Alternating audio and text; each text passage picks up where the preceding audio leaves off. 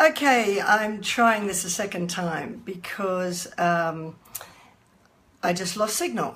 So I'm going to give this another go and work out why I've got this strange thing on my screen. Hi everybody. Actually, firstly I wanted to say thank you so much for all those new people who have subscribed to my website and are now following me on Facebook. It's been amazing how many new people have joined in the last week. So welcome, and it's really lovely to have you with me. Anyway, so I'll go back to what I was talking about. Hi Kiri, I just lost Wi-Fi, so I'm starting my live all over again. Basically, I want to talk about why women stay in abusive relationships, because this is the question, the $64 million question that everybody asks. Why do women stay? Why doesn't she just get up and leave? And I can understand that, because I guess before I was a victim of domestic violence, I wondered that as well. I always thought, well, why can't they just walk away and leave? Why don't they just go? So I thought it'd be really worthwhile answering that question, because I now know the answer to it. But before I do, I also wanted to say it also is the start of victim blaming, which really irritates me, just saying that if only she just walked away, it is really saying that it's her fault. The victim is at fault. And it isn't, It might sound controversial, but the answer to that question, why do women stay, is because abusive men groom us in the same way that pedophiles do. And I make no bones about that. They use the same tactics. And, when I first met my ex, I've described this many times, he was incredibly charismatic, and there was this amazing pull towards him. I just felt drawn towards him. And it felt like, he's the one, and I had butterflies. And what I didn't know was that actually subliminal forces were in play. And what that was that he targeted me. These abusive men can spot us a mile away. And this is not to victim blame, but it is like we've got a victim sign on our forehead. They spot vulnerability in the same way pedophiles do. They spot vulnerability, they can spot weakness. And what that weakness is that we have an incredibly low sense of self-worth and an incredibly low sense of self-esteem. And we also, as a result of that, have the tendency to put others before us. And so they see that weakness as somebody who is ripe for manipulation and ripe for exploitation. It might be subliminal to them too, but it's like this sort of, our baggage matches theirs. They want somebody to manipulate, and we are, have this weakness that makes us easily able to be manipulated. And so what happens when we meet them is it feels right. It feels like, this person is right. And that's the reason it does, is because those sort of dysfunctional parts of us just fit. And then when you start to go out with them, I just need to stop here actually. I am talking about men here specifically. Now, I do know that men are abused and there are men in abusive relationships, but I am going to be gender specific this time, because you just cannot ignore the fact that 2 women a week, every week, are killed by their partner or ex-partner. And that to me is just a shocking statistic. And also that question, why do women stay, is always aimed at women. So I'm answering it about women. So we are targeted by them. They spot our vulnerability. They spot our weakness early on. And they then, when you start to go into the relationship with them, they set you up. They set up the parameters of how your relationship will play out very, very early on. And the way they do that is to test you. They test the boundaries, and I call it like an emotional bait and switch. So you get this incredibly charismatic person right at the start who's just the life of the party, who's gorgeous, who just sweeps you off your feet and love bombs you. And very soon after the relationship, once you've been hooked into this feeling of a high that this person makes you feel when you first meet them. Hi, Paul Freeman, how are you? Lovely that you joined me. I'm talking about how abusive men groom you in the same way that pedophiles do. So they target you by spotting somebody who's vulnerable and low in self-esteem, and then when you start to go out with them, you suddenly switch from this charismatic, amazingly gorgeous person to just little signs of this other side of their personality. So it might be a flash of anger, and as soon as they've erupted in this anger or this mood or whatever they go into, it's gone. So you think, did I imagine that? Was that person there? And they very quickly also justify that anger. And they say, it was something you said or something you've done. So basically, you're at fault.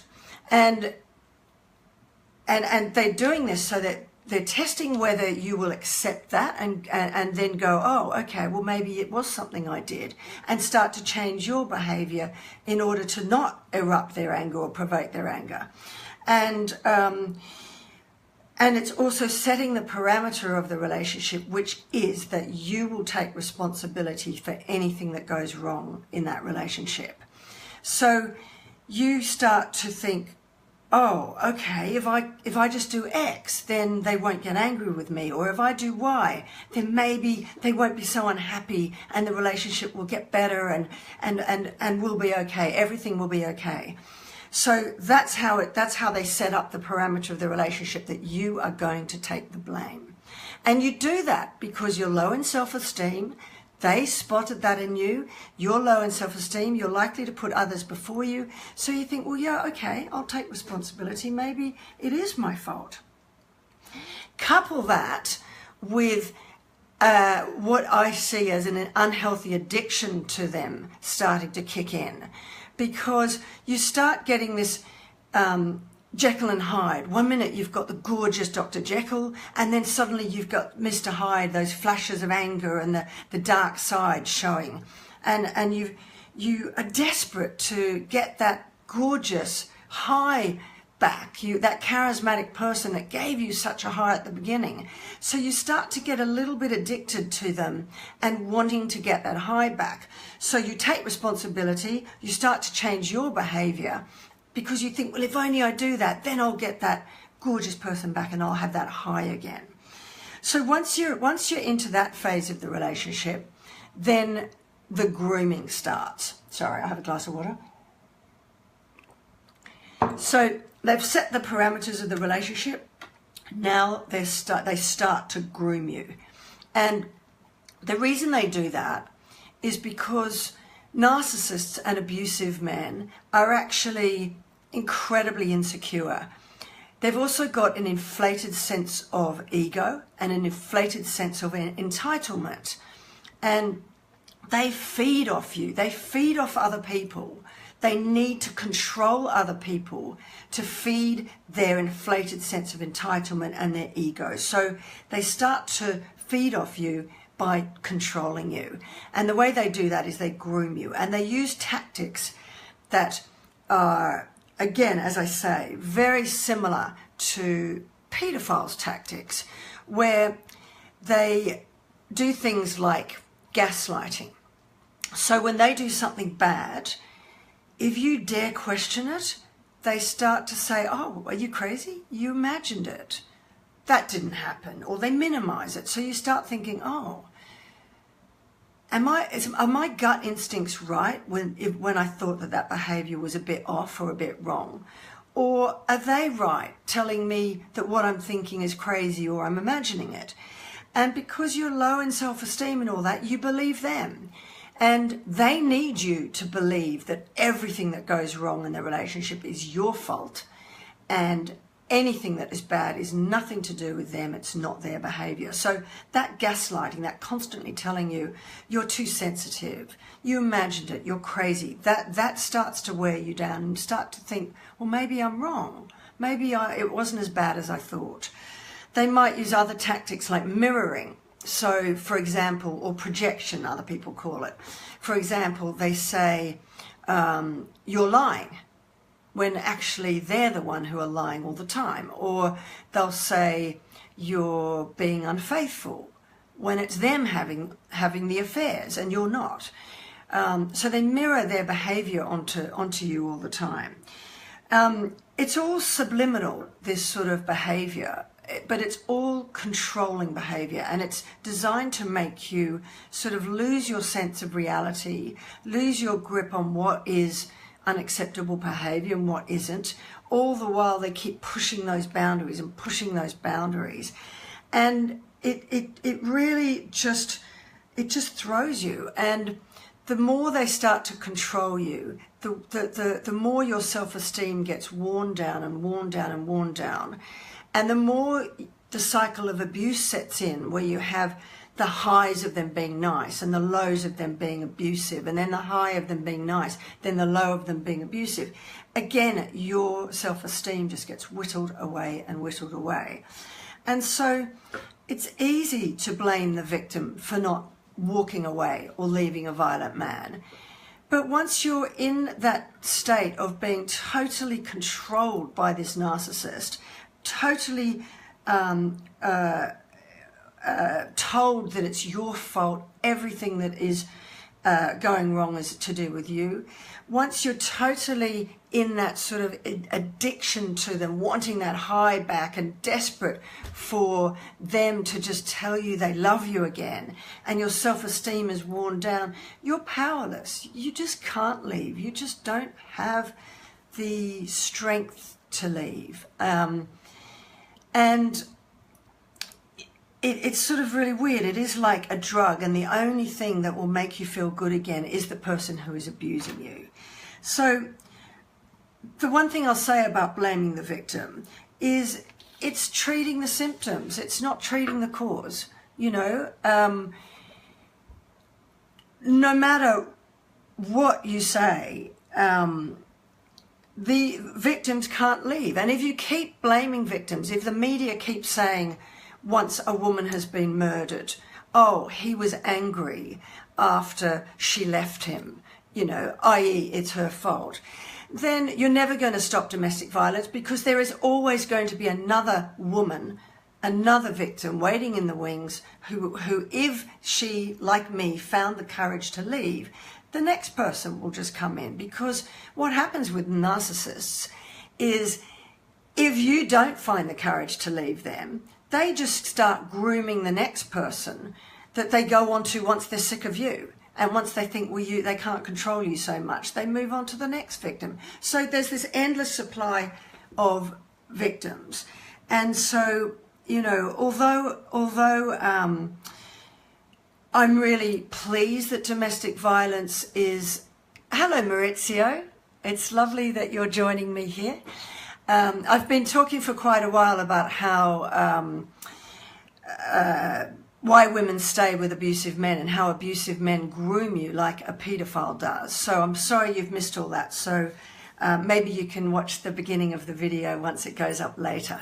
But I'll keep going, saying that I'm really pleased that domestic violence has become more high profile now, and there's ad campaigns in Australia and governments talking about it and all that. But if we keep blaming the victims, as I said, you're not treating the cause. You're not treating what the real problem is. And, you know, quite frankly, ad campaigns saying, men, you need to man up and respect women, are just crap. That's never, ever going to work. I'm sorry, I just don't agree with it. It is not going to work.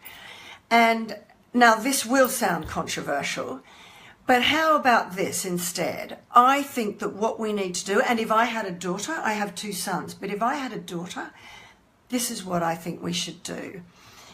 Why not instead teach our daughters what a narcissist is?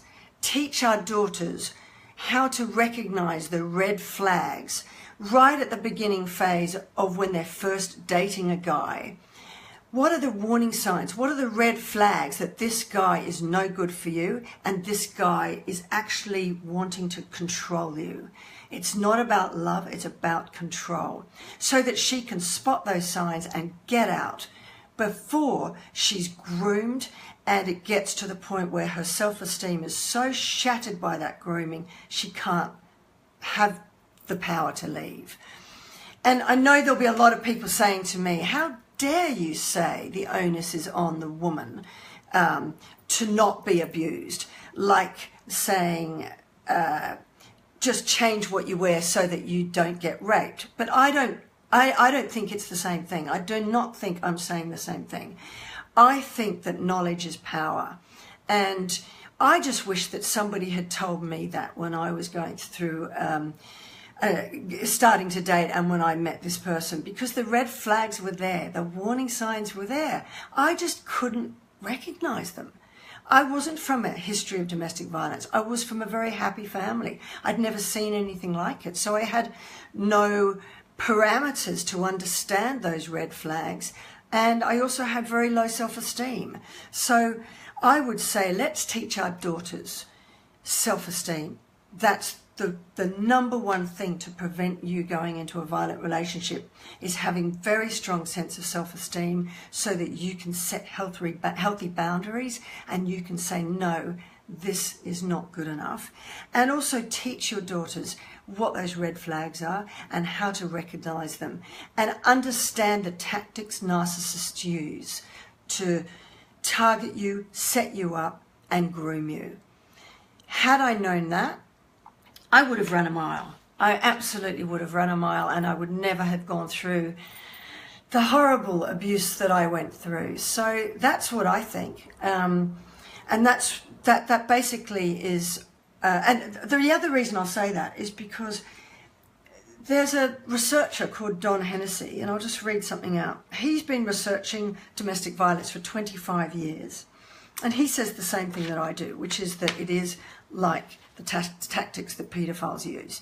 And he says, in all my 25 years of studying men like this, I have never encountered a man who wished to change his ways. And I agree, because by the very nature of being a narcissist, you have an overinflated sense of self, of your ego, of entitlement, and you think that everybody else is at fault. You're right, they're wrong, everybody else is to blame for any of your behaviour. They don't take responsibility for their actions.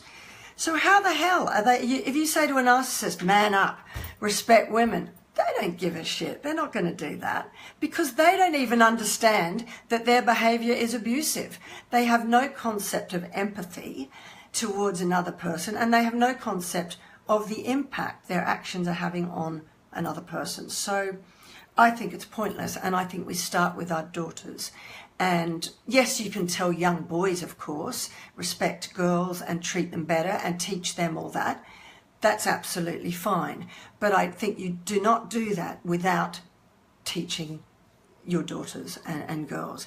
Anyway, so I won't ramble on anymore, but the reason I feel so strongly about this is because I just wish that I had somebody to tell me this when I was young. And this is also why I've created my course, Start With Me, Victim to Survivor. And I'm really excited. I'm actually going to open the doors to that on Monday, this coming Monday. So basically, if you are in a relationship that you feel you're not sure whether you're being abused, or you know you're in an emotionally abusive relationship or even a physically abusive relationship, if you feel like you're being manipulated by a narcissist, but you just feel trapped and you can't get out, Well, that's what my course is, who my course is for. It's for you. Because although we are powerless once we've been groomed by narcissists and abusive men, we can change it. Because, as I said before, knowledge is power. Once you have the knowledge of the rules of their game, then you can stop playing. It's as simple as that. And once I understood that, it was unbelievable. My life changed instantaneously because I knew the rules of the game. I stopped playing. I stepped off the merry-go-round of that crazy abusive cycle, and I just extracted myself. And once you stop playing, the tactics no longer work. So that's why I created this course. Hello, Fiona Singer. It's really nice that you've joined me. I'm sorry, I'm just coming to the end of this now, so you've missed a lot of it, but I will put it up immediately once I finish so you can hear it. So that's what I'm saying is, start again. I think that why do women stay? We stay in abusive relationships because we are targeted, set up and groomed like pedophiles. We are powerless. Once they have done that to us, we are powerless. As they tighten their control over us and the cycle of abuse sets in, we are powerless to leave them. So there's no point blaming the victim. You cannot leave when you're in that state. But I will say that you can empower victims with knowledge to understand how they can break that cycle, not to blame the victim, but just to say you can break it, you can free yourself of it, you can walk away from it. And that's what my course is about. And so the doors to that, Start With Me, Victim to Survivor, will open on Monday, June the 19th, which I'm really excited about. So if you feel it's something that might help you, I'd love you to join me and look out for that when I open on Monday. And please share it with your friends. If there's anybody that you feel it might help as well, I'd be very, very grateful if you can share that with your friends. So I'll stop banging on unless anyone wants to ask me a question, and if not, I will sign off and see you in my next video. Thank you, Maurizio. Thank you, Fiona. Thank you, everybody else who's joining me here, and I'll say goodbye.